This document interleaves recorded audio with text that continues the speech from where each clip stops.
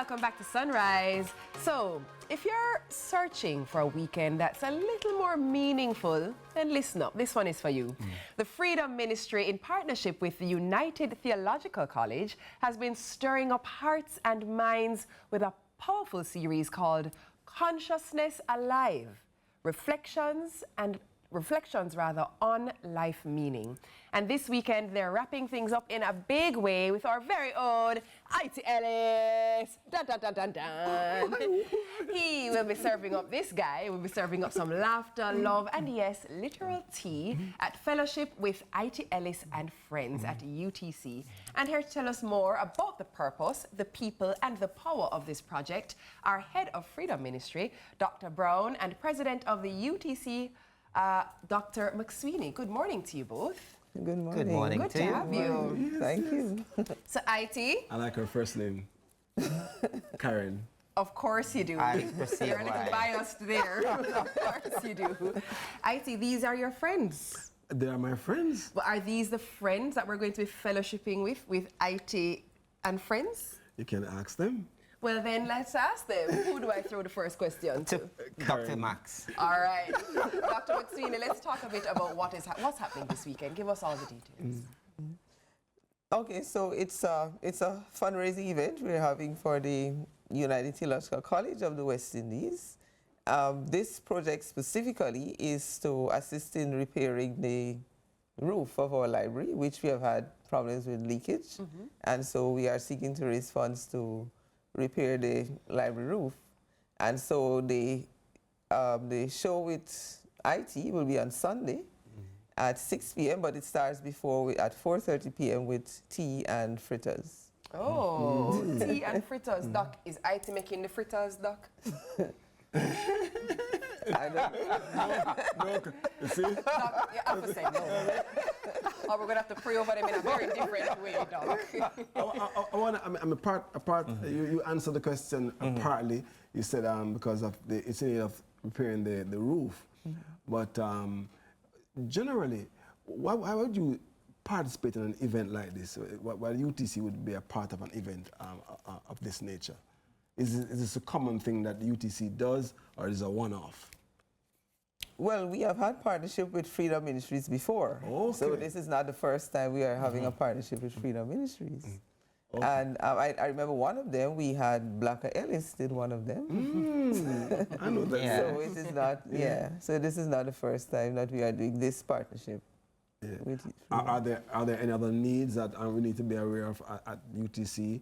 I mean, that will be the objective for further fundraising efforts. I mean, right now it's the roof.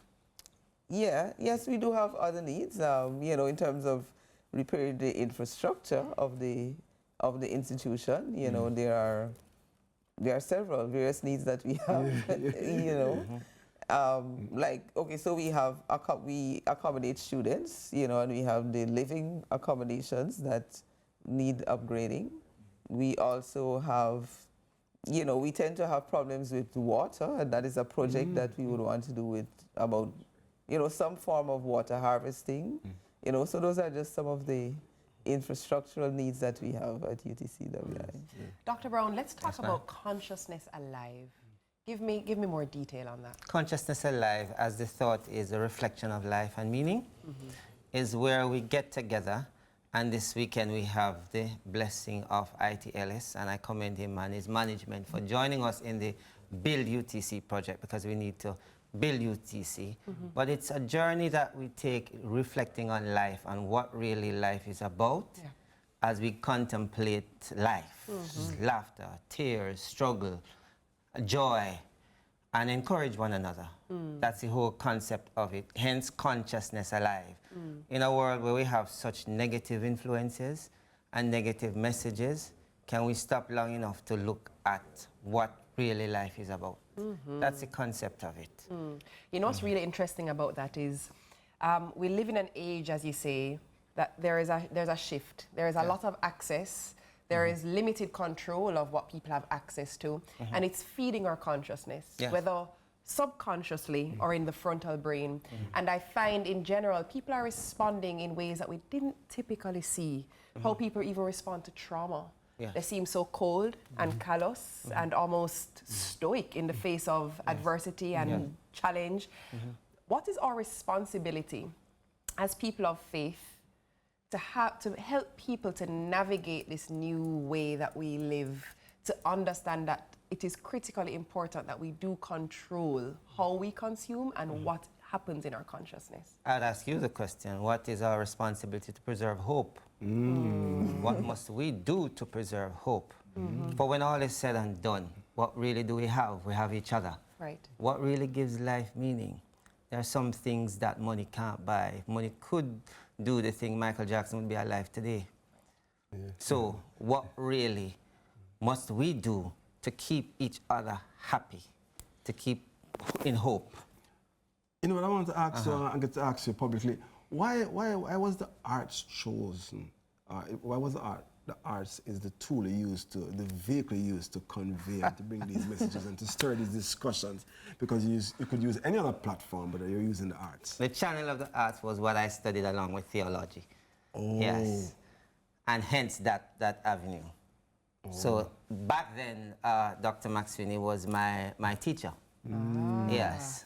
So the channel of the arts is what I learned along the journey and what I admired and liked.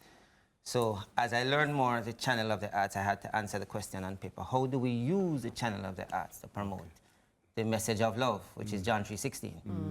Hence that avenue. And in the whole fellowship of the experience, build UTC through that avenue. But we need to build UTC. And all my brethren listening to me, Baptist, Methodist, Anglican, which other one? We have the United Church in Jamaica and Cayman Islands, the Methodist Church in Methodist. the Caribbean Americas. We have the Moravian Church, Jamaica and Cayman Islands. Yes. Moravian Church, East and West Indies Province. It's a regional and ecumenical institution. Yes, it's an ecumenical institution. So all my colleagues in Jamaica and beyond listening to us, help us to build UTC, and many have studied there. Help us to build UTC. And truthfully, IT, the minimum we really need now is not much, just 150 million. Yes. That's not much. Yeah, not really much. Jamaican? Yes, Yeah, 150 million Jamaican to really do to start the work that we really need to do. But I think, ask me the question. but we don't need to fundraise. IT can give you that. And he can. Yes. We have to share the experience. But in this journey, yes, his management has already given us him.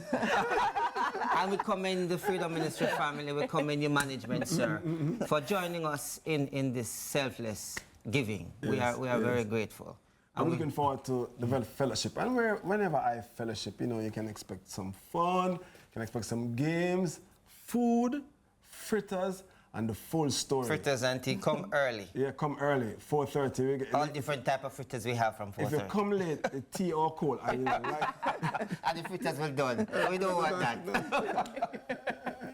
Oh, well, awesome. Thank you very much, Dr. Brown and Dr. Maxwini. Can I call you Karen? Yes. Sure. Awesome. If you're looking to reflect, reconnect, and refill your spirit with a little fritters on the side, then be sure to head out to 7 Golden Avenue this weekend. On Sunday, yes? I'm going to be there. What time they must come? 4:30. Okay. Because that's when the fritters and the tea are going to share out. And where they must come? 7 Golden Avenue, right across almost from the back gate of UWI. Did I right them? Nice. Go and go eat your tea, drink your tea, and eat your fritters with IT.